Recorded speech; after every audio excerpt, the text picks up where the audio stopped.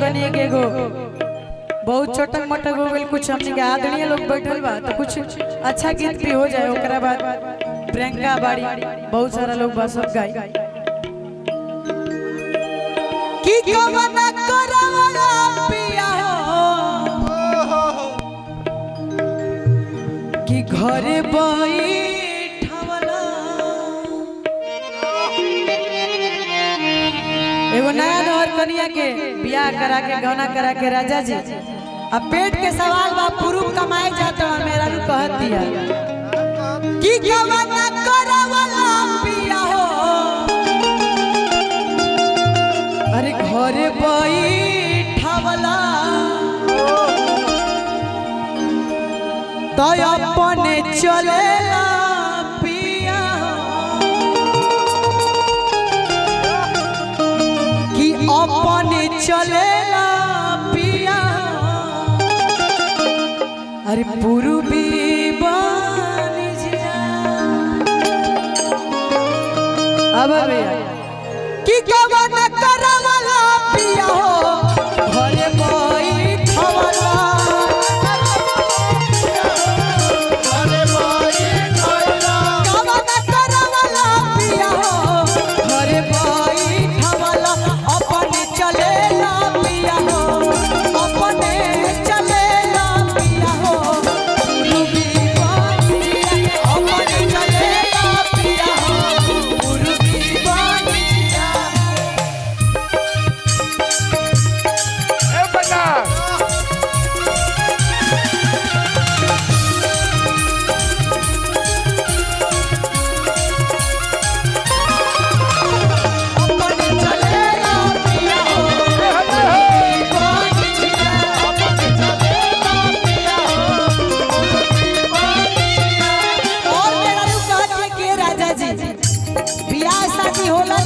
बियाह होला कि घरे राजा जी बाड़ अनुतर से दू बात बोलो बतियाई हंसब, लेकिन जब आपे चल गई तो हम केकरा के जब पहचानत तनी केकरा के जानत तनी कहत ये मेरा रू केकरा से हो सब पिया हो केकरा से बोलो केकरा से हो सब पिया हो केकरा से बोल केकरा से कहब पिया हो केकरा से कहब पिया हो दिलवा के बतिया केकरा से कहब पिया हो दिलवा के बतिया।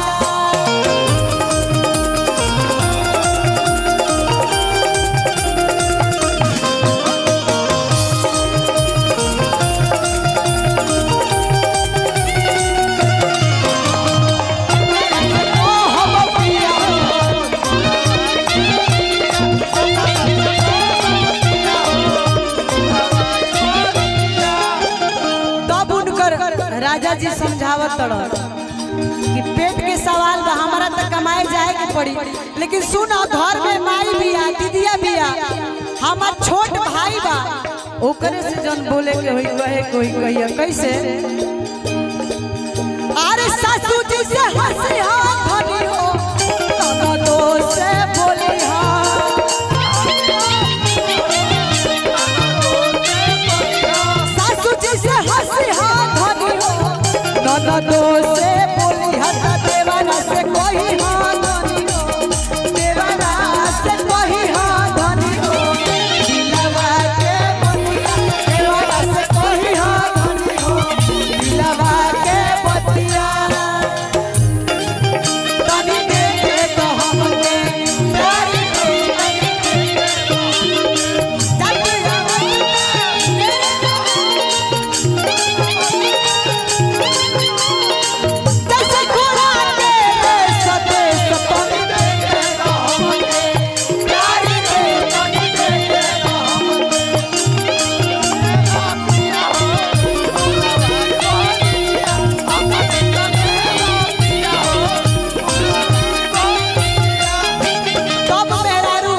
कनिया लास्ट में कहते कि राजा जी आप नहीं जानते सास ननद के ये लोग दिन भर खाली बैठ के कुछ राई करियन जा आ देवर बन तो उनकरा घूमले से फुर्सत नहीं के।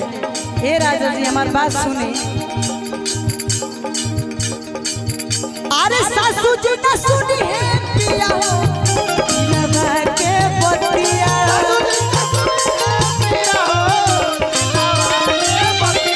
सासू जी ना बोले है पिया हो ननदो ना हंसी है।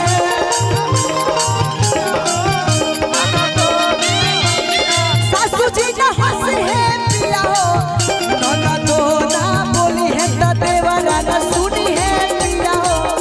देवरा ना सुनी है पिया हो लगा के बतिया।